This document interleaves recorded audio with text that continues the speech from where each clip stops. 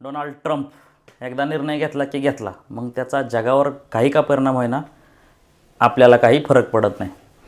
असाच स्वभावाने असाच काहीसा निर्णय डोनाल्ड ट्रम्प यांनी मागच्या काही दिवसांपूर्वी घेतला होता व त्यातून 18,000 भारतीयांना थेट अमेरिकेतून त्यांनी काढून टाकले.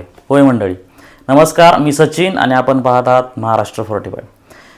तर मंडळी, सगळेजण म्हणत होते ट्रम्प निवडून येणार नाहीत, पण झालं उलटं. ट्रम्प निवडूनही आले आणि अध्यक्ष झाले. परंतु निवडणुकीच्या काळात अमेरिकेतल्या नागरिकांना त्यांनी काही आश्वासने दिली होती की मी निवडून आल्यानंतर अवैधरित्या अमेरिकेत राहणाऱ्या लोकांना अमेरिकेतून काढून टाकणार. त्याचं कारणही असं आहे की नोकरी आणि कामधंद्याच्या निमित्तानं 1,40,00,000 जगभरातील लोक अवैधरित्या अमेरिकेत राहतात. यामध्ये काही दहशतवादी, काही गुंडटोळ्यांचे सदस्य व गुन्हेगार राहत असल्याचा अमेरिकेचा संशय आहे व त्यामुळेच इथल्या अमेरिकन नागरिकांना रोजगार मिळत नाही आणि म्हणून ट्रम्प प्रशासन या 1,40,00,000 लोकांना त्यांच्या मायदेशी परत पाठवणार आहे. यामध्ये 18,000 भारतीय लोकही आहेत.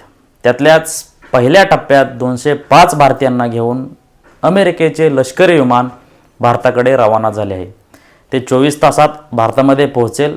या संदर्भात डोनाल्ड ट्रम्प यांनी पंतप्रधान नरेंद्र मोदी यांच्याशी देखील चर्चा केली आहे. पंतप्रधान मोदी यांनी या भारतीयांना भारतात घेतले जाईल असे म्हटले आहे, परंतु त्यांच्याकडे भारताचे राष्ट्रीयत्व सिद्ध करणारे कागदपत्र असायला हवीत असं मोदी यांनी म्हटले.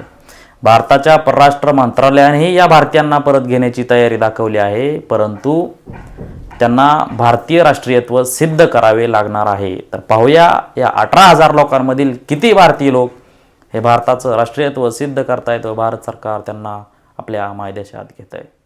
धन्यवाद.